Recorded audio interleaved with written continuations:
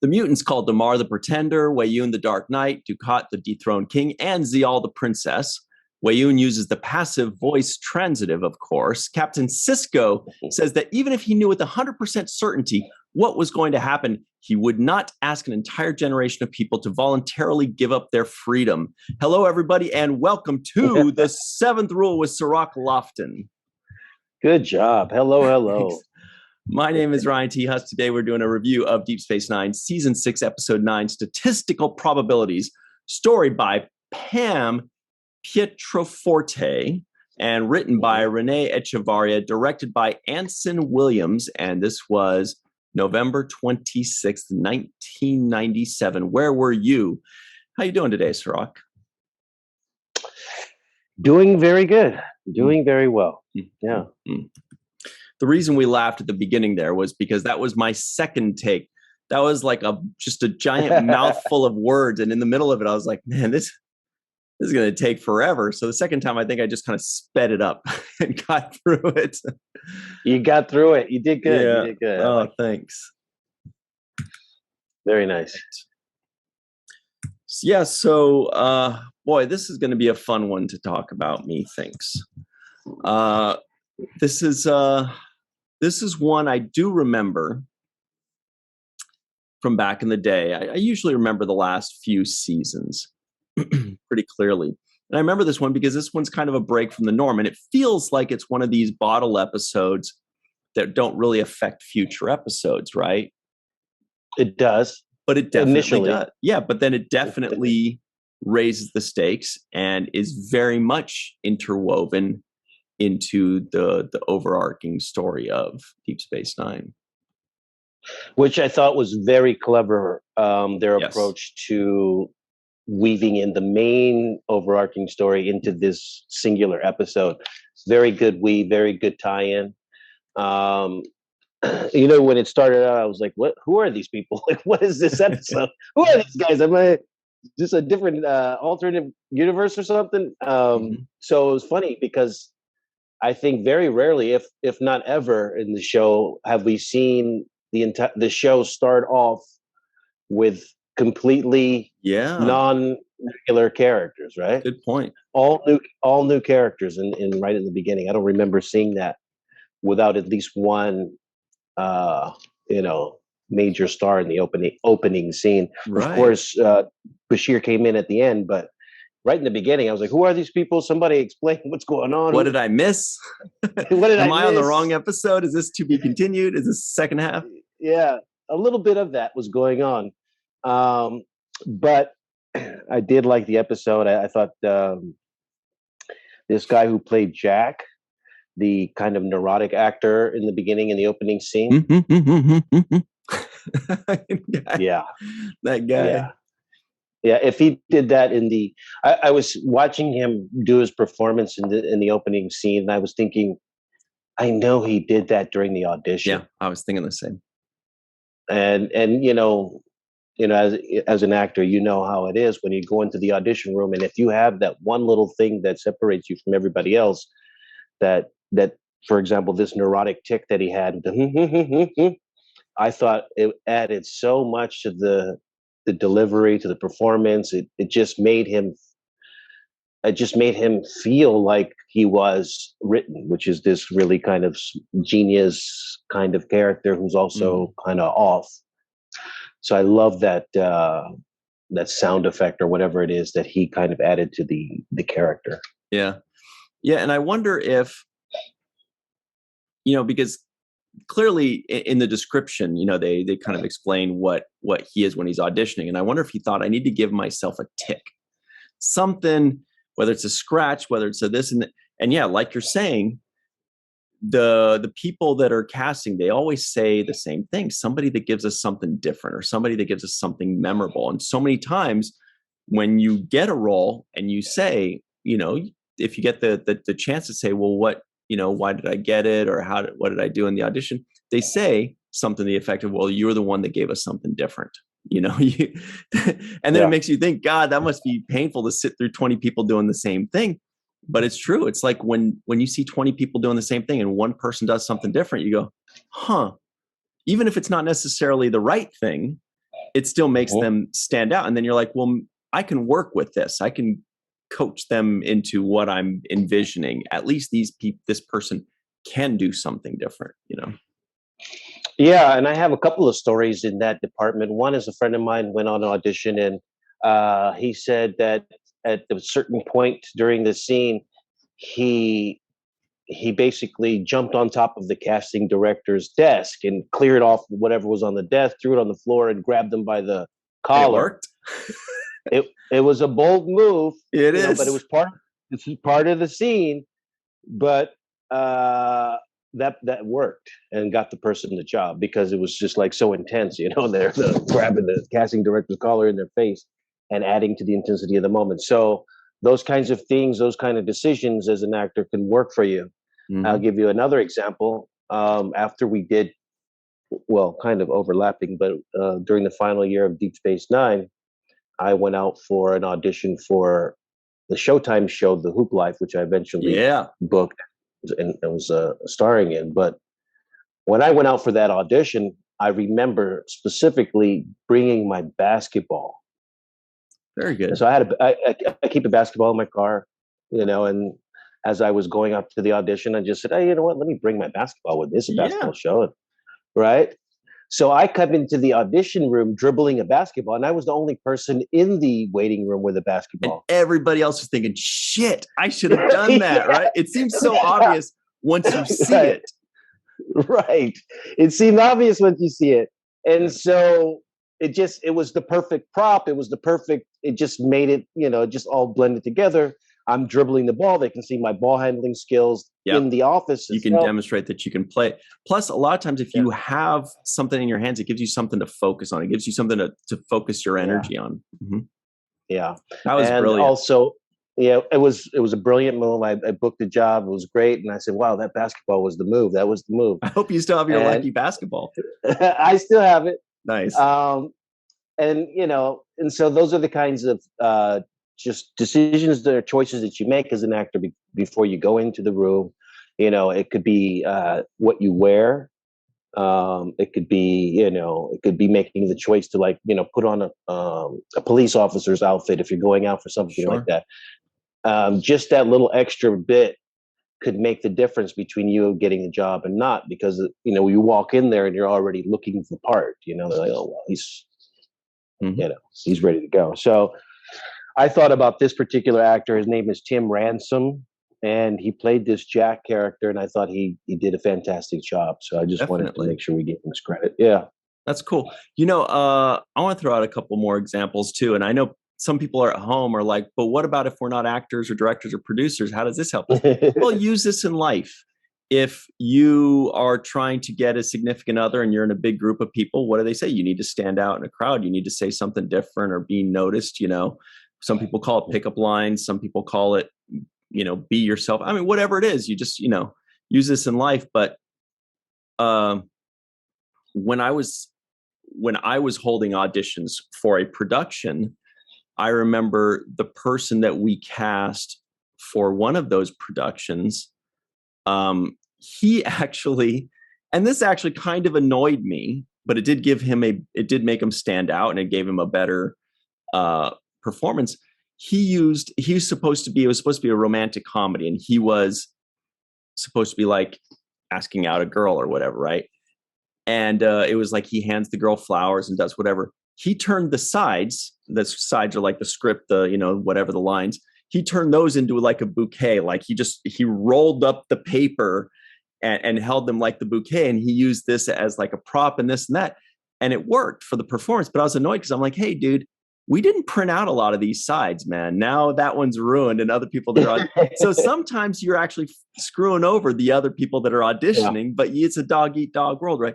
Another one was there was a lady that was auditioning to be an alien. And just like what we said, she was the only one that did something different.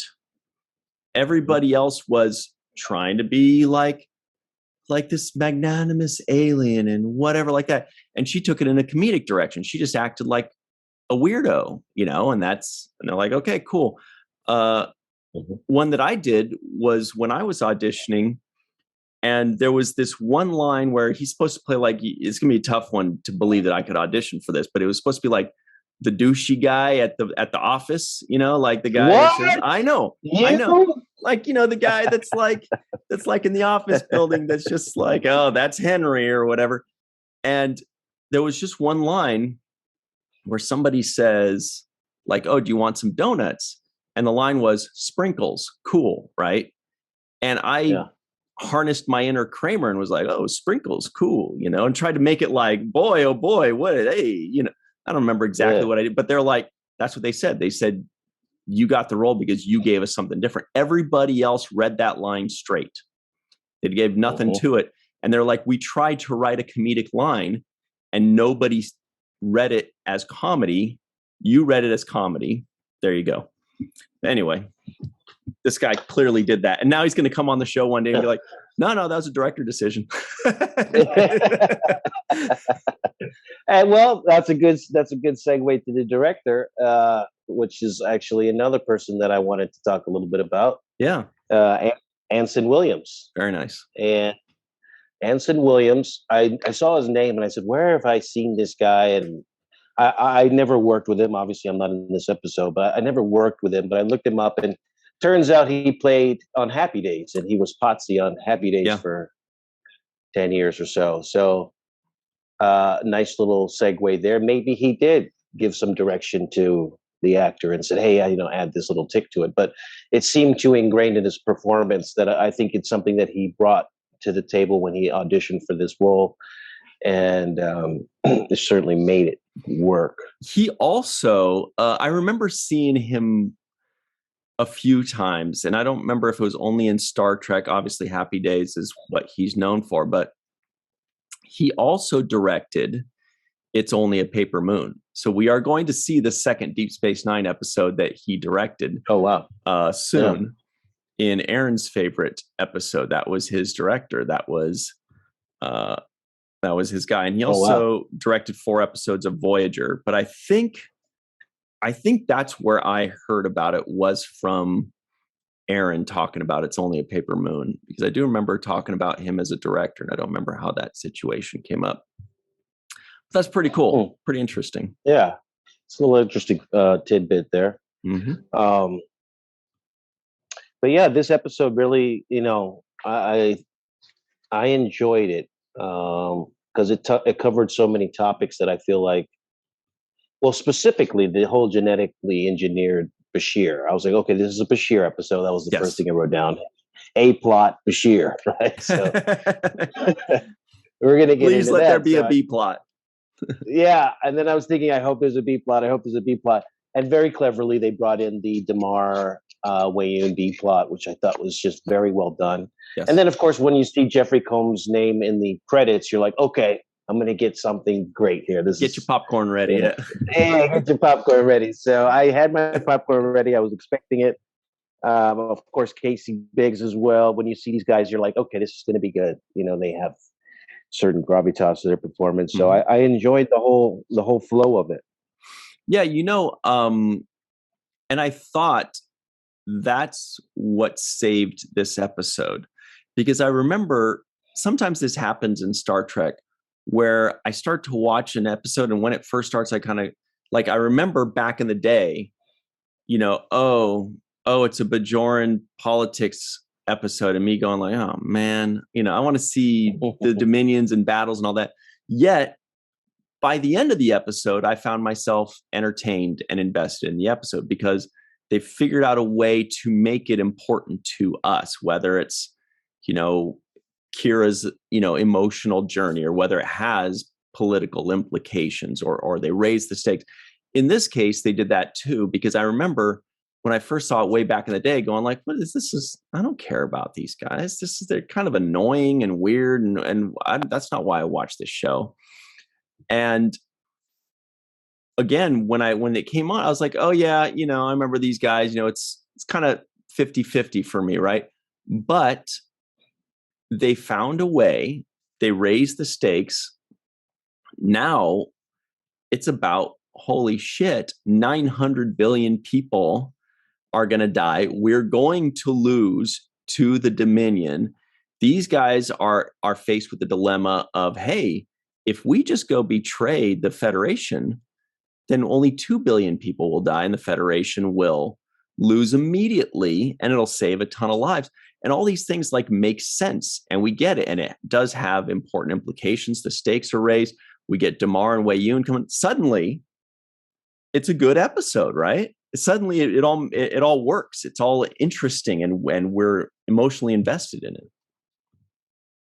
Absolutely. And the other thing I thought was interesting was just a little bit of the background about, I was trying to put myself in the time period. This was in 97, 98? Yeah, 97. 97. And I'm thinking in 97, what were we discussing in society? And one of the topics that kind of goes into my head is it was around or about that time when cloning sheep was a big deal. Do you remember when that was a topic? And they were talking about whether we should or should not clone animals like sheep or whatnot. Interesting. And playing with genetics in that sense. And it became a big issue of morality about whether people should alter genetics and try to, quote unquote, play God, or if we should just, leave things natural as they are. And I believe that was one of the impetus for writing this episode. I think that's the conversation around genetic manipulation was really heavy at that time. A lot less so now. It's kind of, more accepted because, we've mapped the human genome and we've kind of, have all of these advanced ways to use genetics to improve people's lives. But at this time, it was a real debate about whether it was the right thing or wrong thing to do, Mm-hmm. Yeah, I remember my physiology teacher was, and this is all 90s kind of stuff. He said like, we're going to be mapping the human genome. We're going to be doing all this stuff. But, he was saying it's going to take X amount of years. And anytime when you're a kid and somebody says X amount of years, you go, that's just going to be, whatever it was, 9 years, 15 years, something like that. You're like, why do I even care now? This is going to take But now fast forward and it's all been completed. Now we're like, wow, that was, that happened already. But you're right. In the 90s, it was all about, these genetics and the fact that they were going to start being able to count things and figure things out and reproduce things and map things out. And there were those discussions where we're like, what are the implications of this technology? Right. If I'm not mistaken, they started, the idea of test tube babies or these kinds of, they were really playing in the idea of genetically manipulating childbirths and whatnot. And so all of this stuff was new ideas. They, being inseminated in these different ways and that wasn't really a normal thing to do at the time, So this was the beginning of it, and I like the way that they get into it. Now, they mentioned a word they called it the Eugenics War.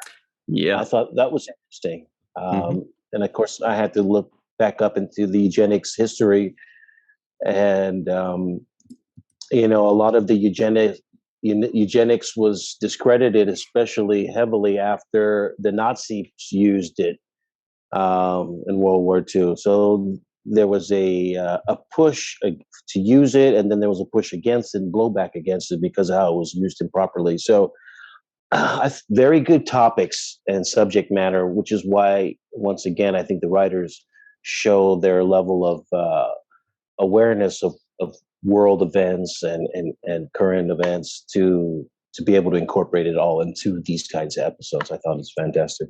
Yeah, and they do discuss it in other Star Trek series as well. Khan Noonien Singh was also, Khan from Star Trek II and from Space Seed in the original series. He was a product of this genetic engineering. I just did a quick search right now to see when it's supposed to take place. And it says the Eugenics Wars were a series of conflicts fought on Earth between 1992 and 1996. But this was during the original series. This was in the 60s that they predicted this. So, Right. so that didn't Okay. happen, I don't think, or maybe they went back in time and fixed it or whatever.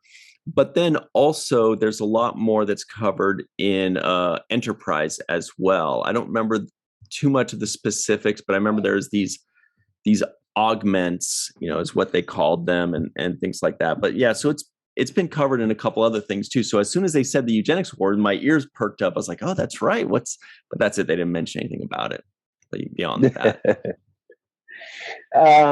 Yeah, and of course there were other movies that precede this episode. For example, Blade Runner is all about, hunting down these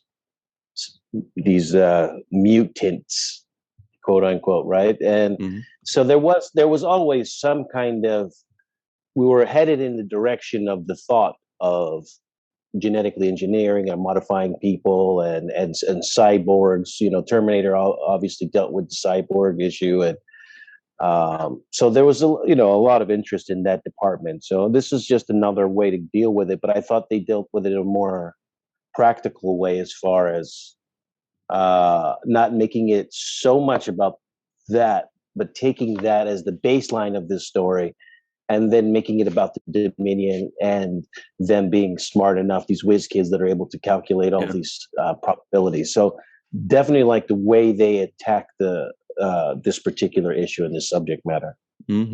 So we got to jump to our break real quick. We'll talk a bit more about this, and we'll be right back on the Seventh Rule. Hey everybody, welcome back to the Seventh Rule with Cirroc Lofton. Yeah, hello. There we go. This is fun time. Statistical Probabilities, DS9's Season 6, Episode 9. Let's knock out some trivioids right quick, as the French say. Karen's not that kind of girl.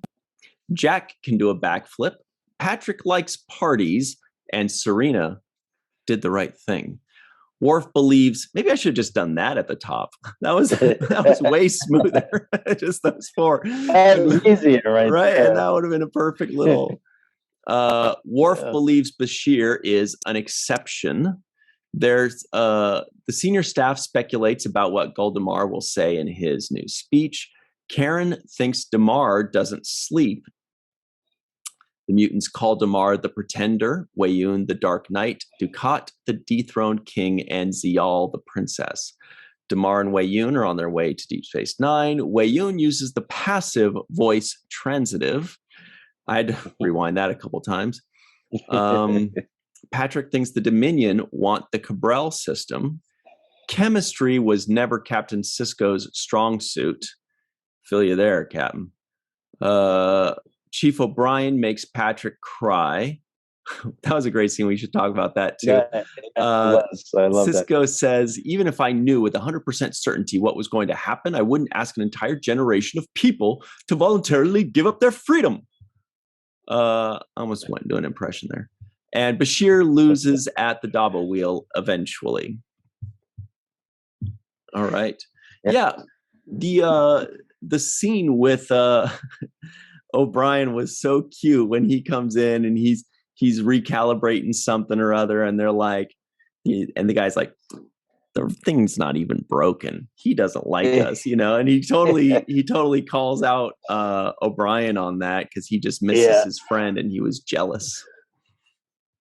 I love that moment. I wrote it down here as well. I thought it was really funny the way when he tries to put that little birthday hat on top of him, a little party hat. He's like, no thanks. And he's really like turned off by it. And he's like, I need to get to work. He's like, just leave me alone. But clearly he's there to get attention and, get his buddy's attention. So I like the way he gets called out on the moment. Very natural acting from Colum, always, in my opinion. But this is just another example of him being so natural. Like I really believe when he's irritated. I really believe when he's even when he told Bashir to step back, and when they were throwing darts, and he's like, "Hey, get back there! Go back to where you're supposed to be throwing from." The way he calls him out on that, it just feels so natural. So Colum is an amazing actor, and he makes it look so effortless that sometimes you don't even notice that he's actually acting. Right? You feel like you're just watching it. That's the thing. Yeah. Exactly. It almost feels like, is he even acting? Is he just naturally crotchety? It seems like, I mean, I've never met the guy, so I can't speak on this at all. But I mean, is he just naturally kind of grizzly, kind of grumpy?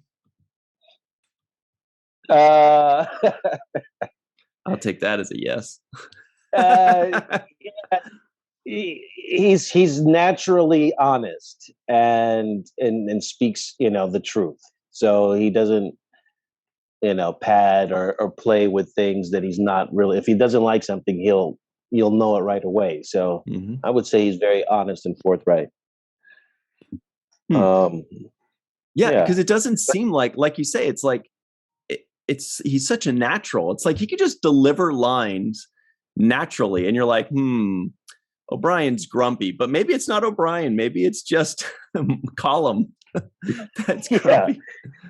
It's whatever he does, it looks so effortless. And like I said, I just love the moments. He has very subtle looks where he kind of looks at you like this.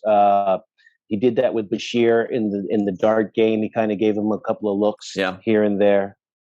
So he's just natural. I just, that's basically the best way I can put it. It looks so effortless for him.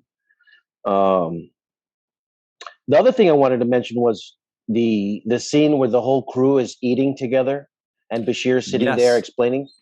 That was like the first time I think I've seen them hang all together in a non-ops moment, right? Yes, I absolutely noticed that too. And I liked it. I thought it was good to show that camaraderie and them having drinks. I like that too, but it also made me think that they're just such a clique that even when they're off duty, they don't even have like 2 or 3 extra friends. Like, it's not like, it's not like Dax has a couple other pals that she also hangs out with, or that maybe Worf and Dax are hanging out with 2 other people, and these guys have a different couple. Like, there's like no deviation from, these are the 7 in ops, these are the 7 that hang out with each other. You would think that there'd be some kind of, I mean, I definitely like that though. I mean, you do like to see that camaraderie. I mean, Next Generation does that very well when they have their poker games, their poker nights. But even then, they never had all 7 of them playing poker at the same time until the very last scene of the very last episode. Before that, it was like usually like 4 or 5 of them, playing, and then maybe one extra person might be in there if the story, needs it or whatever. But yeah, it's nice to see that, and that Dax is the one that dragged Worf along. It wasn't like Worf saying like, Jadzia, we must go see our friends. No, it was her dragging that big lug along. Yeah. The other thing that they said in that scene was you gave them access to the comms. So part of their camaraderie, I would say, maybe stems for the fact that they have this high level security clearance, and that there's a certain amount of things that they can talk freely and openly about amongst each other, that they wouldn't be able to kind of share and have these kind of open conversations outside of that clearance. Absolutely. Right? Absolutely. So I just liked the moment. I was like, wow, all of them here together at the same time. That must have been a nightmare for the AD on the set trying to wrangle everybody up for that scene. But I did like it. Yeah, I did like it. That's true. That's a pretty crazy day when all the leads are in a scene together. Because usually they're just a chunk of them. Although sometimes they're together in like the briefing room or the conference room or whatever. They're kind of, where you have O'Brien saying, well, what about if we do something, whatever like that? And then, Dax is like, yeah, that might just work. And they come up with a solution together. Also thought it was very clever the way these mutants were analyzing the footage of the Mars negotiation. Very good, very clever. I love the way they were able to read his expressions and say, "Oh, he killed somebody," and they basically gave us the backstory of what we'd already known. But and filled it up with the dialogue in this episode. I thought it was great, clever writing.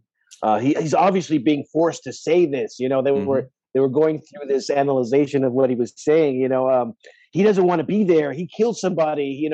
New to power, and all of these things that we know. So I really like that. Now, and that was such a clever, writing, scheme or way of doing things, because that way what they do is they need to up the stakes. How do they up the stakes? Well, they say that these guys make a prediction that things are going to go poorly. Okay, well, what do we care? We don't know these people. We don't know if they're any good. They could just all be crazy. They're loony. What do we care? So what they do is they have this, this writing method or this, this trick or this tool where they say, well, let's have them predict something that the audience already knows is true. And that validates them as, wow, these guys can figure out things very quickly, and it's verified. So now we are along for the ride. It has been verified. So now when they make their next prediction, it holds weight because we know these guys know what they're doing. They know what they're talking about. And I thought that the old guy, Patrick, had an excellent way of delivering things. They all did, except for Serena. She didn't say anything, but I'm sure she would have had she had any lines. But Patrick, when he's like, he's not looking at it. He's not, he's like excited, and he delivers it in a way, not in that he knows the answer and he's telling them. He's delivering it in a way of he just realized something himself. I just realized something, and that's obviously a more true to the character way of delivering things. And you're right. I think that just made it that much more interesting. It was good. It made it that much more interesting. And speaking of Patrick, I did like the childlike way he approached everything. He had this kind of innocence about him. Even when he was offended by O'Brien not wanting to put the hat on, he had this kind of childlike innocence when he started to cry. He doesn't like me. It was really nice. The other thing that I thought was brilliant was the explanation for their what they eventually calculated as far as the Cabral system, the Mizonite deposits, and the Ketracel white. Totally. That was like golden for me. I was like, wow, these guys, another thing that the writers used to kind of validate, their intelligence and their ability to calculate, what was going on. So I did like that entire introduction for that idea, the Ketracel white, the supply of it, what it meant to the Jem'Hadar, and how they were in search of it. So I really like that moment. Mm-hmm. Yeah. And also sorry, I was going to bring up the waltz, the dance. Very nice. No, you go right ahead. Yeah, I was just going to agree with you. No, I like the moment of the dance. That's all. That was another moment that I thought was just very. They said, they went to the orchestra music, and they had the nice little waltz in there. A nice special touch for me as well. Yeah, I like that because it's okay to have kind of silly or cheesy or lighthearted scenes. We actually enjoy them when they're after heavy episodes or heavy scenes. You got to give the audience a break. You got to give them an earned reprieve. You can't just be tense the whole way. It needs to lighten up, give them a win, make things happy, make things silly. And this was kind of a silly episode. This had a very strong mixture of silly and childish with heavy and dark. And what did O'Brien call it? Grim. He said, that's grim. Now, Patrick here. So the one dude, Jack, had the thing, and Patrick, what he did, I noticed, was he held his hands just like right here under his belly, like he just kind of held them here. That was kind of his style, and that's how he walked around. And And then the only time he wasn't doing that was when he was doing something with his hands, when he's holding a cup or when he's dancing or when he's running for a hug. He just runs at the doctor for a hug, comes at her. And I was like, wow, this guy leads with his hands. And I rewound that to watch it again. I was like, that was a smart move there, I've never seen the actor before. I feel like the lady, Karen, the sultry one, I feel like she's been in other stuff too. I haven't checked, but she's the one that I think may be recognizable to me. Yeah, she was clearly, we know what she was enhanced with. She even asked him, she's like, oh, what were you enhanced with? He's like, just mental, honey. Slow it down. Relax. Yeah. I also like the moment where he says, here it comes the we can still contribute speech. I love that line right there. It was some really good lines in this episode, actually. Mm-hmm. Hats off to Renee Echevarria. Or Echevarria. Mm-hmm. Very good lines in this. Sisko, I thought, just made this even better than it already kind of was. It was okay, but then Sisko, to me, really just delivered some performances there that I thought were just top notch. Right. And that I personally was not expecting. I thought it was gonna be a Bashir episode, this or that, but they gave Avery some really important pieces, small pieces of this episode. But of course, he knew how powerful those moments were, and he delivered them as such. Yeah, and I found myself writing down some of the stuff, and you led with this in your opening. Right. But I just found myself surrender to the Dominion, not on my watch, Yeah. Sisko was, that was just like powerful stuff. And then of course, Bashir's like, don't you think that's your ego talking? And, and he just doubles down and goes even harder on, surrender is not an option. I don't care if the odds are against us. If we're going to lose, then we're going to go down fighting. Yes. And that to me basically sums Sisko up in the entire, that's him in a nutshell. Yeah, totally. That's him in a nutshell. That's Sisko tonight. He doesn't accept the idea that, defeat is around the corner. He's like, if I'm going to lose, I'm going to lose going down fighting. And I thought and then he mentions why. He said that way for generations to come, people know who they came from. They came from a group of fighters who resisted this. So you're going to have to continue the fight. So he's thinking long term, even when he makes that speech, generationally, this is who we are. We're the group that stands against, tyranny. We're the group that fights for justice and truth. I thought that was classic. And it seems like that's what he's always stood for. Yeah, like you're saying, that is a common theme among the Sisko storyline for 6 seasons. Same thing with Major Kira. Same thing with Deep Space Nine as a whole. The show is about that. That is a theme along the show, is just no matter the odds, fight and stand up and, just don't let go.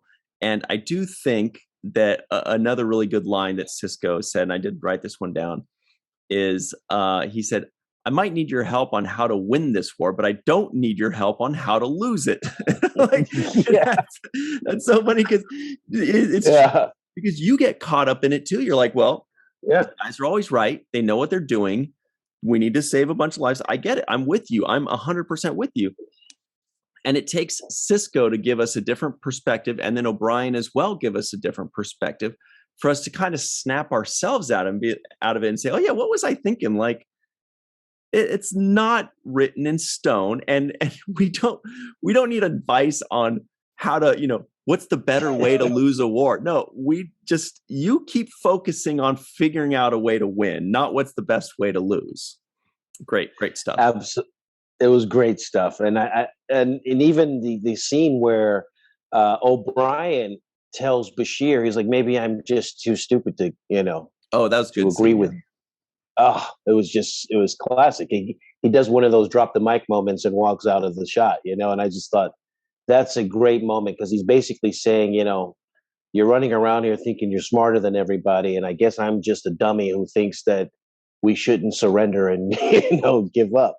Mm-hmm. And I love the way that they articulate that in this episode, and I think Sisko really does kind of sum up who he is and what the show is about. Totally. As far as going down fighting, and even so much so as I would say it also reflects the writer's position. I feel like in some ways, Ira said we were under the radar, and the executives in the suits weren't really watching over us, which gave us carte blanche to kind of just go and do what we wanted to do. And if we're going to go down, we're going to go down fighting our own way, our own style. We're going to write the show that we want to write. And if we get canceled, we get canceled, or whatever is going to happen is going to happen. But we're not going to surrender before we put up the fight. And I think that's indicative of the show itself, what Deep Space Nine is about. Totally agree. Yeah, it was like that line almost encapsulated not just who Sisko is, but kind of the heart of the show and the heart of the people making the show. I don't know if they felt that strongly about that line when they did it, but sometimes how a writer honestly feels, or their outlook on life for their own lives, has a way of sneaking onto the page. Sometimes it's deliberate, sometimes it's just how they view the world. Like if they're writing somebody giving another person a piece of advice, sometimes that advice is the advice that they give as a person to somebody else. You know what I mean? Or sometimes it's the advice they wish somebody had given them. But yeah, that's a really good point. I hadn't thought of that. And that's the other thing that I think is so clever about DS9's writing, is the way they give the advice. Because we see people giving advice on other shows now, on the new Star Trek shows, and there's they go into this whole kind of psychiatrist way of saying stuff, right? Well, you need to challenge your emotions and take care of this, and they do this whole it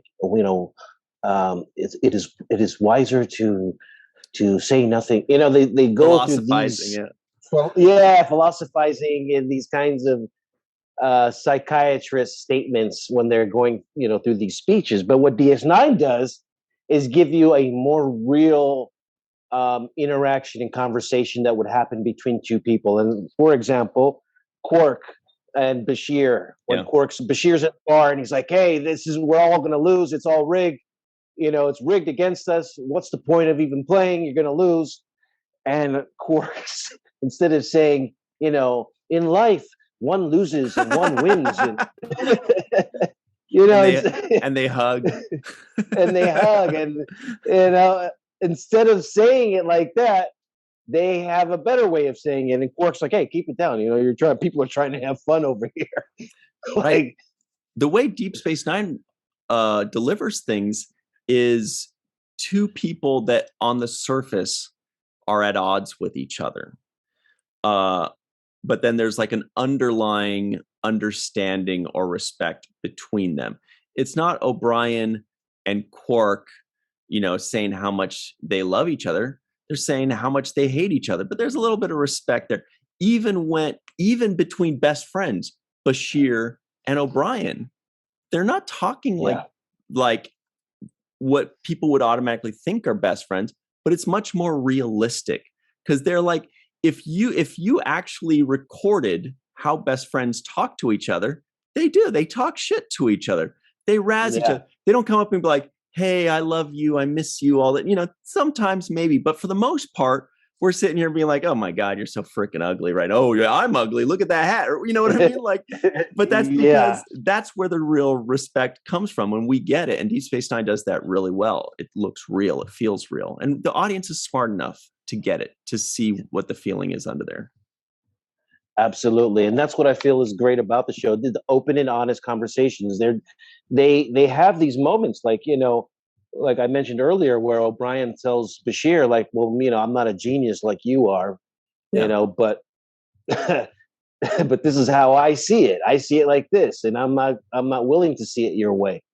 And kind of does a walk-off moment. So those to me are like real life conversations. It feels authentic. It's not like, well, when one feels like they must, they should. It's like, the second you use the word "one" in there, this conversation's over.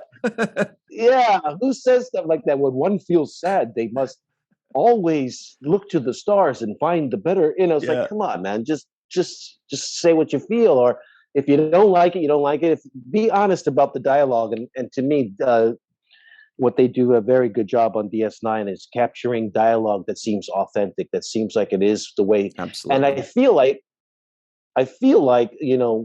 thanks to the Deep Space Nine documentary, What We Left Behind, when Ira gave us a glimpse into the writer's room, there was that kind of level of banter between the writers. They didn't say, "Oh, you're so right, Ira.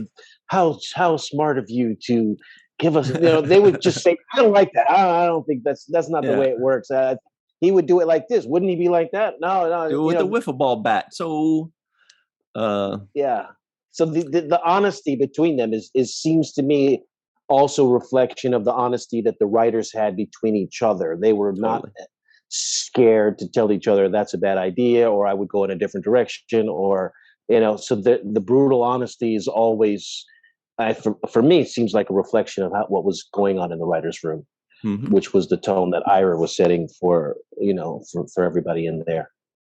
Let's talk more about this in a moment. We got to go to the free for all. By the way, the wiffle bat line was from the Beastie Boys. I didn't just go off into nowhere.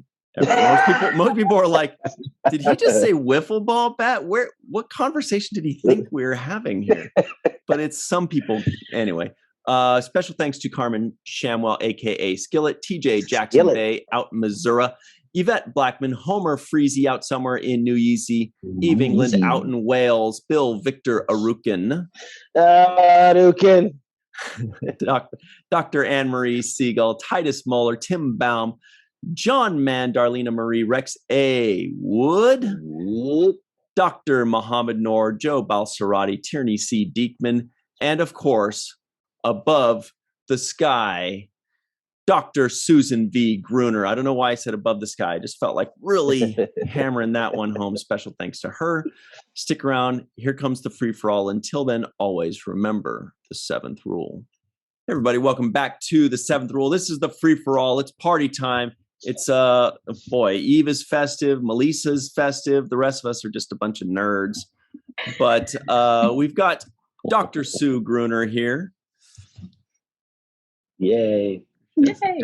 We've got Tierney C. Diekman. We have Malissa Longo wearing two hats on two fingers. Is that going to be available at your store, walkingartmadebymelissa.com, or is that a one-time thing? Oh, it was a one-time thing, but I could probably could Don't put that pressure on her. Come on. Second Christmas. So if you like it, let her know. We have Homer Freezy out somewhere in New Yeezy wearing the First Contact / Deep Space Nine uniform that looks awesome. Eve England is wearing a Chat Pack shirt and Christmas lights. Heck yeah. Looking That's awesome. Goldie Scott. I think earrings. I don't have wait. And the earrings. Let's see the earrings. Yes. Oh my Nice. God. The little defiant cloaked, I just saw those online like a day ago. I loved them. So awesome. cloaked defiance. Of course she's already got them. That's great. Goldie Scott is wearing an Abyssinian kiosk version of the Sisko Kid shirt. Check that out in the description box below as well. I'm wearing something too. It's all wet because I was just washing my car. I wasn't Let's going see to it. be here because I look like a wet rat. I was literally washed my car. Let's see what it And- is. Oh, Yes. there it is. Yeah. Worth the wait. Definitely worth She the drove wait. the mic too. Dryer though. Everybody listening in, it's a Seventh Rule shirt from our Teespring store. You can find that in the description box below as well. It's Jake Sisko's head looking all sultry. It's really cool. All right. On his mind. Let's talk about this episode. Cirroc and I, we did not run out of things to talk about with this episode, did we? We still First of all, I counted 3 NAMs. Did you guys get the NAMs? Non-appearance mentions for everybody listening at home. 3 non-appearance mentions. Ducat Uh-huh. was one. Zial. Yeah.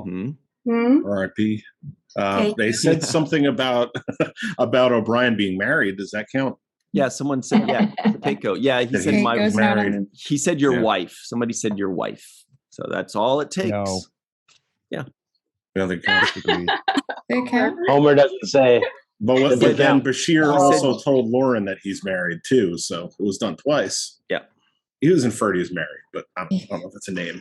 Yeah, somebody said his wife isn't here or your wife's not here when he was like lonely for Bashir. Oh yeah, that's It right. was I remember. Lauren, yeah. Yeah. Yep. You want to go play with your friend? Go to the holodeck. And they scamper off all happy. Oh, and we Humor. also we missed everything because we were too busy talking about good stuff. Jake Sisko guesses the IMDb score. Definitely higher than the last episode, that's for sure. Bold prediction. I'm going to say about a 7.5. I'm going to go around there.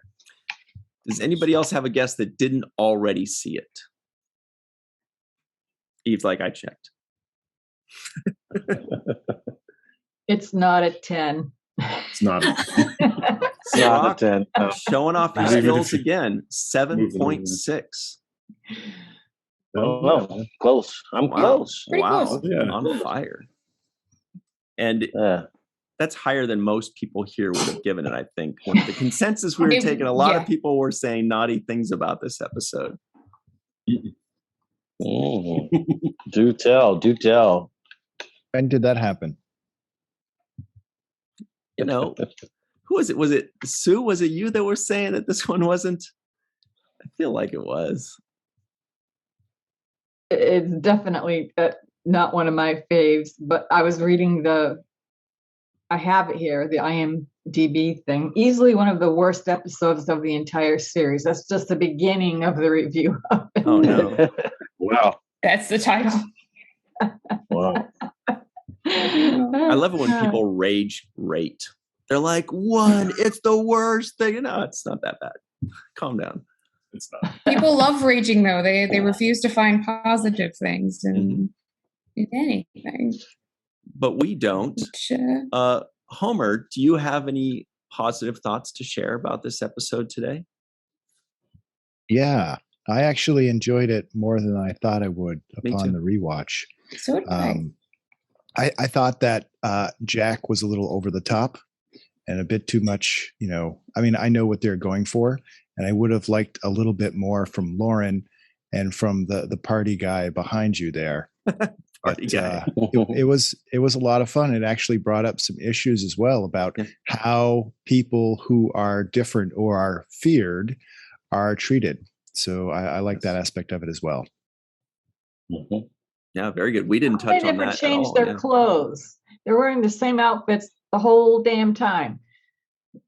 Was this supposed to be That's over a day or? Somebody needs that's her A few tie. weeks. that's the nitpicks. That's the nitpick thing there. So That's a say solid that nitpick, later. though. Yeah, It's it's good. solid. Well, maybe they have like the Men in Black wardrobe. Or they just That's have all the they same get. thing over and over and over again. Yeah, they just open their closet and it's just all the same Yeah. thing. Melissa, Yeah. what are your thoughts on this episode and why you said it was a top 4 episode of Deep Space Nine ever? I think you said. Oh yes, I loved it that much. No, I was also pleasantly surprised because this was never one of my favorites. It's still not wonderful, but it asks some interesting questions, especially like what Homer was alluding to, the way we look at different people who are different than us, who have different social skills than we do, who are different than quote unquote normal. And what does that even mean? But it also looks at the question as, just because you're a genius doesn't mean you have all the answers either, because you're looking at all these statistics and predicting the future and all this stuff with statistics, but you're not looking at free will, the choice. Each individual has a choice, and Bashir was right when he said one person can change that, because she did change the outcome of what that was. So it was a humbling moment for Bashir too. I think a learning moment for him, which I always like seeing learning moments. So yeah. Did you feel like, because I felt this way, did you feel like we were kind of taught a lesson a little bit? When I was watching it, I had to also be reminded at the same time as Bashir of like, just because these geniuses are predicting something doesn't make it like fact, who knows? Anything can still happen. So I feel like when they were telling that to Bashir, they were also telling it to the viewer, where we're like, oh yeah, that's right. What am I going along with these weirdos? We don't have to lose 900 billion people, right? Well, yeah, I mean, I was rallying behind Sisko in the fact that you can't ask, they might have saved 900 billion lives, but you can't ask those 900 billion lives that you saved to give up their lives to be enslaved by the Dominion. Then what's the point of living if that's the only other choice? So, I don't know. I got pretty irritated by the presumptiveness of that choice. Totally.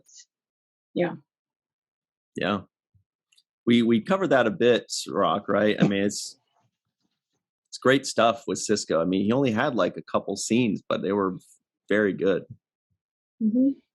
Yeah, when you were just saying that, Melissa, it reminded me of a Ronald Reagan speech that is floating around on the internet. And in the speech, he says something to the effect of, there's only one way to ensure peace, and that is through surrender or something. We could surrender, but if we surrender, then we're basically enslaving the generations of our ancestors. So he says in that speech, surrender is not an option. So when I heard Sisko said it, I was like, oh wow, that's a Ronald Reagan-ish kind of quote. If we're going to lose, then we have to go down fighting. He mentions going down fighting, and so I do think that that's an issue that when World War II was happening, we could have surrendered to the Germans and just said, oh well, they're going to win, and let's it's over. But then what life would we be living right now? So I think fighting, as Sisko pointed out, is something that we do to show future generations who we are and what we will not tolerate and what we will not accept, right? We won't accept giving up our freedom for simply surviving, because surviving without freedom is just as bad as dying. Exactly. Somebody knows the quote, something about I'd rather die on my feet than live on my knees. Live on my knees. Yeah, I don't remember. I think that's got to be one of Thomas Jefferson or one of those people from before I was born. All of us, actually. Before I was born. Back in the 40s or something. Yeah, way back. The way back. Way back. Sorry, Homer. We can't all be smart. Way back before the interweb. Sue, do you have any fun thoughts on this episode? No. No. Very clear. No. I get everything that you're saying, and I agree there was a certain uncomfortableness about this, about the way people that are different are treated.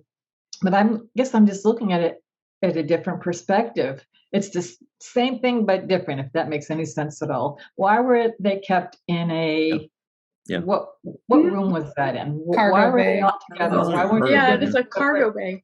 Yeah, that's bizarre. Padded walls. Yeah. That's it. Yeah. Why not given their own rooms? And just the whole thing to me seemed unrealistic. Mm-hmm. Do you think now? Because I thought about this too. Like, why?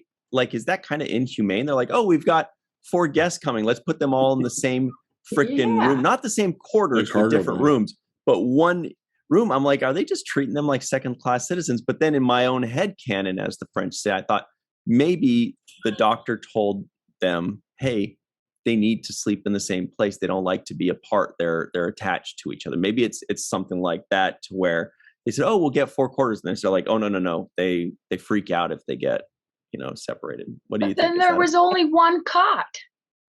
No, there were a bunch of beds, weren't there? There were beds off to the side. Around them. Okay. Yeah, the beds are more That would be noticeable in their terrible. next episode. In Chrysalis, when they come back, they're noticeable, the beds.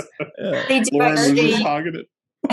They do actually talk about that in the companion. Actually, they say that they originally wanted to have all of their scenes shot in the wardroom, but logistically they just couldn't. There were just too many of them, and they couldn't sort of get it to work out in the smaller quarter. So then they thought, okay, let's try the cargo bay, and so that actually what they felt that then that made a statement as to, okay, well, is this the way that Starfleet treats these people who are slightly different, or who they don't quite see as regular members of society? So they thought that was quite a good way of bringing all of that together in terms of that question as to how Starfleet treat these people.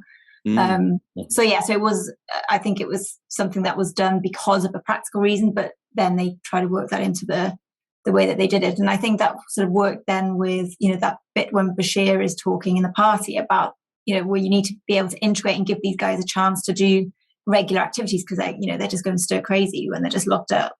And, and that discussion about, well, then that puts everyone at a disadvantage, and this is going to make people want to enhance their kids. And I thought that was quite an interesting point then, in terms of, okay, well, how would these guys be actually if they were in the real world? Maybe they're just even more sort of different because they're in this completely unnatural and inhumane, place that they're forced to live in.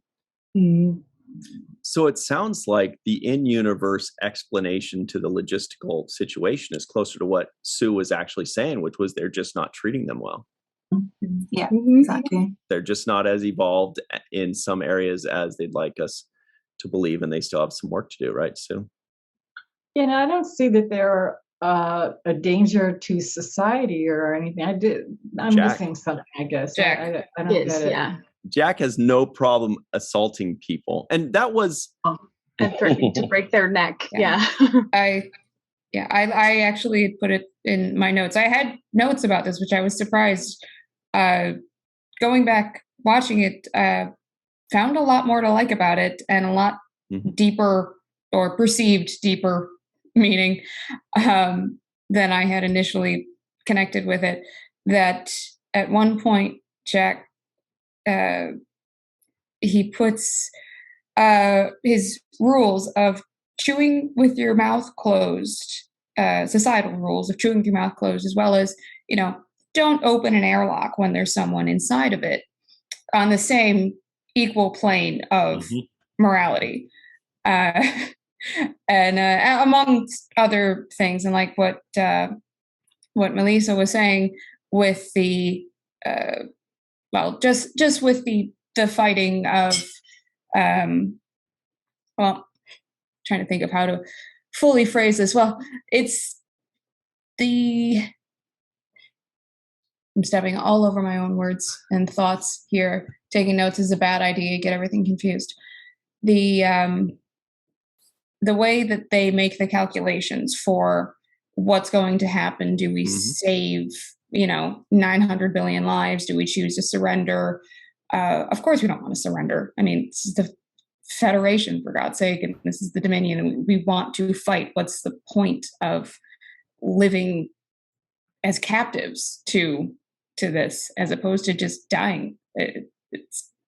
Anyway, one of my favorite things about this episode is that it's based around Asimov's Foundation, which I'm the stupid, huge Asimov fan. So that part of the episode that didn't resonate with me as much, because it just sort of followed along Asimov's psychohistory and viewing everything as a whole throughout time. The variables are bigger, the rise and fall of the empire, and unable to see the minutia and the individual variables of people, that a single individual can change the course of history. That's all it is. In this case, it was Serena. That was understandable, but it was the treatment of them as people that hit hard. They did a really nice job, at least in my opinion, of equaling out their supposed to be genetically engineered, as well as kind of, to me at least, putting a good nail in how people with mental health issues, with even some physical health issues, are treated back then and still now, whether it is something natural. In this case, it's unnatural. There was no informed consent. They were children. Bashir had the same issue. He just turned out okay. Lots of people don't, just as if they're abused. And they grow up unstable. And it's not their fault, but they are still treated as if they are incompetent. If they're unpredictable, which, if you're perceived as unpredictable, it's much more, people perceive you as immoral more often if they can't see what your actions might be, if they can't predict them. It doesn't matter how intelligent you are, that you have to keep proving yourself beyond that, and very publicly, that your instability, your everything that makes you separated, makes you worthy. And these people don't get the chance, just like many in institutions, many with mental health issues that don't quite fit the mold. And they're treated, any of us possibly are treated like crap. And it's not even our fault. I mean, I had that in my notes too. They were beamed into a cargo bay unseen. I mean, have you seen some of the quarters for the senior staff? They're friggin' huge. Like, they couldn't put 4 beds and a cot in one of those. I understand if there's not any quarters, but that is terrible. You have Worf's prejudice towards it, saying they should be excluded from everything, but Julian's an exception just because he can pretend to be okay. Yep. He's a pass. That's what really struck me more so, was that it's still very relevant, and possibly even relevant to many of us in this group if we've ever had issues with severe depression, anxiety, bipolar, anything that you have that feeling of being isolated or have had to deal with it on a deeper level medically. It's hell to try to talk to anybody else about it that doesn't understand it. You will be excluded and treated as less, no matter how intelligent you are. So to these people, that the original plan is they were supposed to be consultants for Starfleet, and they were seen as too neurotic as characters that they couldn't do this. So instead they were institutionalized, and just happened to help Starfleet as it went on. So I'm sorry, I'm talking way too much for everybody else, but so that at least is what hit me with it, that I think might be even why I didn't pay as much attention to the episode the 10, 20 times I've watched through the series before, is it might hit a little too close to home as far as mental health issues and advocacy is it hurts. It hurts to see this in something so beloved, but I mean, anyway, I've said my piece except for one note in the beginning. What the hell is Serena doing at the door when they're first in the cargo bay and she's crawling at it like a cat? What is she doing? I was waiting for her to have a line, like one line. She was supposed in there, to. She was supposed to when she untied Bashir and they cut it. She's supposed to basically be catatonic. But yeah, no, it's definitely an episode that I thought was better on this view than what I had remembered. And Deep Space Nine does keep doing that to us, where episodes seem to be getting better with time and more relevant with time. Goldu Scott. Yes. You're going to be Gold Dumar soon. That doesn't work. That doesn't work, does it? Who can do that? Any thoughts on this episode? Oh, man, I had a couple of them. Mostly was that scene you're talking about when Bashir comes in and presents everything to Sisko. And it's, the whole combat back and forth. How light that scene begins and how funny it is and how kind of sad it is that Julian, here we are, how long have we been watching him, has finally found people he feels like he actually really belongs with this group of people over here and he's presenting them all these pads and he's throwing these pads. And I laugh to myself because and juggle all these pads. Yeah, because when I last year I was working in a place of business that was not nerdy. I've worked in comic shops and record stores and in a game store now. So, and there's always that one person that everybody comes to that gets super popular when a Marvel movie comes out. And they're like, "Oh man, what do you think about what?" And that's what Julian had this bounce the whole time until Sisko, unfortunately, had to just, what is this crap? What are you telling me? Just run it down. But then Sisko's reaction right there, like I swear, I don't know why that line that Cirroc was talking about, that speech that he gave, why that's not quoted more in DS9 fandom, because that right there is when he says, "I would rather, going down swinging. We're gonna, if this kills us, it kills us, but we're going down swinging." And that line right there, that whole, just his entire just being in that moment is exactly what would make me follow him completely to hell and back, or just follow him to hell if we knew we weren't coming back. Because man, that dude, ooh. And the fun part is that all these statistical, and the whole foundation thing, that was hitting me too, Tierney. That's absolutely awesome. The whole the figuring out war by math and then all this other stuff. War games. That having us who have watched this so many times and see a couple of the things that are coming up in the next few episodes that do change. It's an improbability that certain people act a certain way and do certain things that we never thought they were going to do. And that, not only saves 9 million lives, but and on and on. No spoilers. I'm trying to keep away from all that. But yeah, it's funny how people do make a difference. And yeah, the whole, like you guys were talking about with that cargo bay, man, at least the X-Men have a mansion.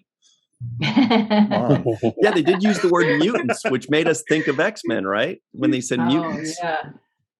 That's right. And he's a mutant. Anything that can make me think about the old X-Men, man, that makes me happy. But yeah, they're every single one of them. And by the way, like I haven't watched this episode probably in a couple of years or so, but Lauren was absolutely amazing.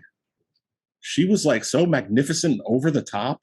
And just every time she has herself up like a cat, like attacking every time somebody comes in. Karen. Yeah, I think her name's Karen, right? Was it Lauren or Karen? The lady that's laying Lauren. down all the time. Lauren. Lauren is the character's name.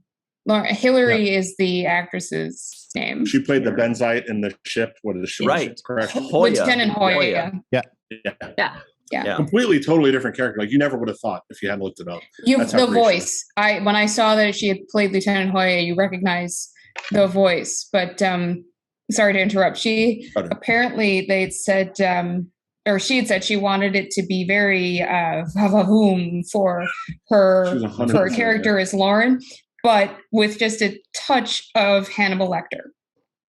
I mean, I could see she had like a little edge. Yeah. Unleashed Lauren could be potentially very possibly a little Black Widowy. In the conventional sense, not the superhero sense. Well, maybe even in the murdery sense. I always talk about clothes and costumes and things like that, but her in red. That's perfect for her. All in Jack, red. Jack And also and totally noticed in muted black. colors for the others were spot on for that. But I Right. still think they missed something here. I think they had an opportunity to do more with what do you do with people like that in society, and they just it was a major surprising miss. Do you think?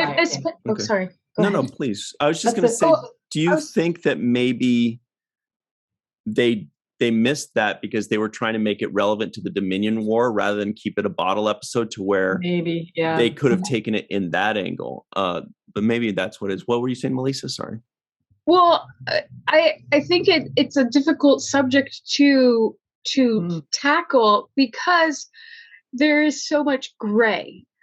As far as everyone else's safety is involved as well as the individual's safety, because I personally would not feel safe with Jack being out in society. But, Patrick might be a little bit easier to adjust to being with people, but Jack certainly couldn't. I mean, especially if he's threatening to kill one of his people that he's so close to.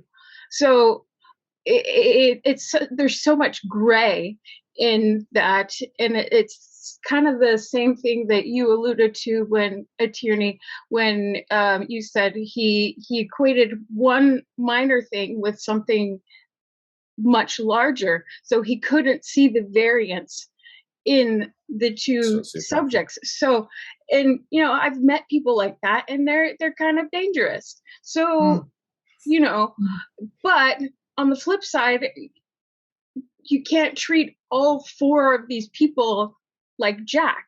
Right. Right. So how do you juggle that? I mean, it's not a simple answer as, we can't, I don't know. I mean, there's a lot.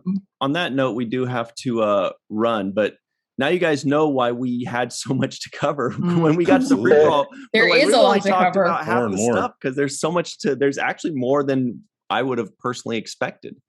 There's a lot of stuff we didn't end up covering that I wanted to cover. Like Chief O'Brien, when he walks in and Jack yells at him and he gives Bashir a look like, who the is this guy? What's going on he here? definitely had a look there. It. Anyway, we do have to run, but everybody at home, thank you so much for joining us. Thank you, Sue, Tierney, Melissa, Homer, Eve, Goldu Scott, Cirroc, and I thank you. And we also thank the greatest human in the history of humans, Aron Eisenberg, and we'll see you all next time. Always remember the seventh rule. I don't know why I looked at you, Melissa, when I said that, just because I think you were going to laugh.